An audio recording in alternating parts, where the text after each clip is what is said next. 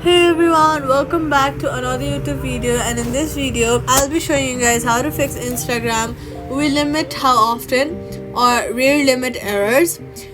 First of all, stop liking or following for a few hours and then restart your iPhone after that. Then after you open your phone, go to the App Store, search for Instagram, and then make sure to update it to the latest version. Now if that does not work, clear browsing data in Instagram settings or go to your settings app, search for iPhone storage, scroll down, search for Instagram, and then click on offload app.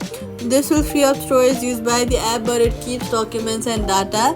Reinstalling the app will place back your data if the app is still available for download. Next, just go ahead to your Instagram, click on your profile icon in the bottom right, and then click on the 3-line option, scroll down, and then click on log out and wait for a few seconds or minutes and then log back in.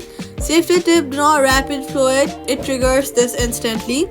Quick fix: switch Wi-Fi networks, and that's it. Subscribe for more tips.